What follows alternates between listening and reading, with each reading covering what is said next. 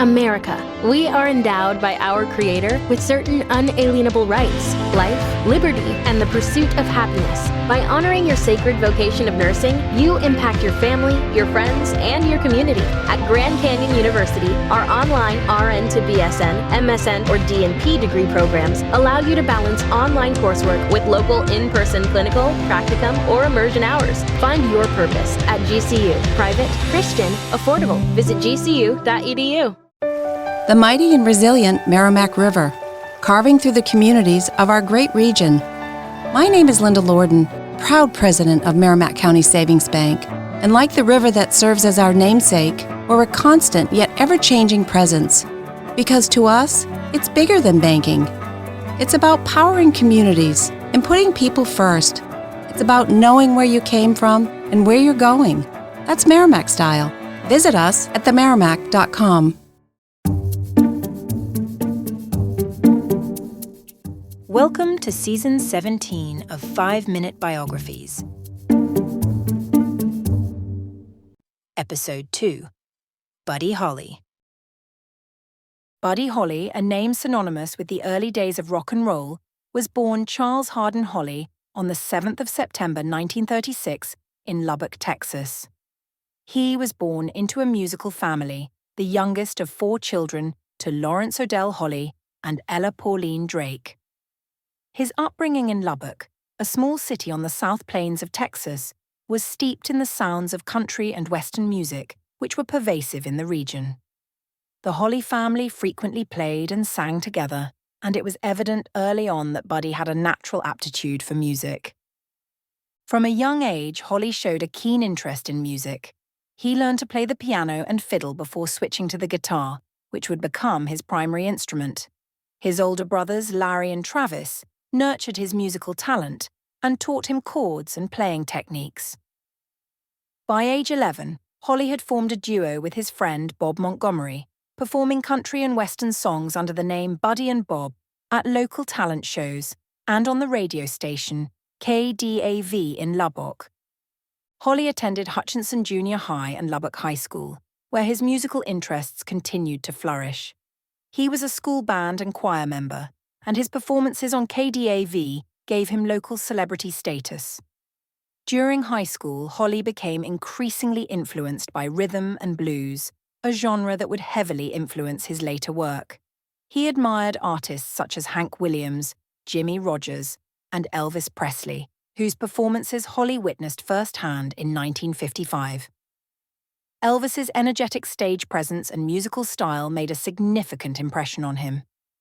After graduating high school in 1955, Holley decided to pursue a music career full-time, and his big break came in 1956, when he and the band, which had since taken on a stand-up bass player and a drummer, opened for Bill Haley and his Comets in Lubbock.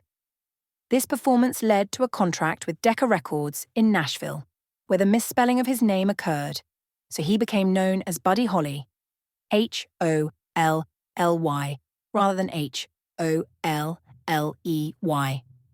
However, his early recordings with Decca were not commercially successful, and the label dropped him in 1957.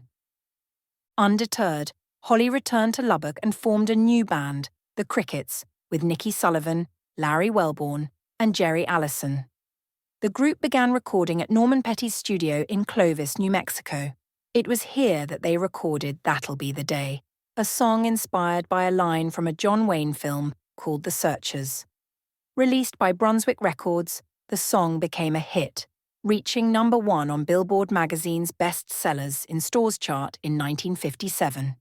It also peaked at number 1 in the UK singles chart, occupying the position for 3 weeks from November of the same year. Holley became an unlikely rock and roll star with his trademark thick-rimmed glasses and unassuming demeanor.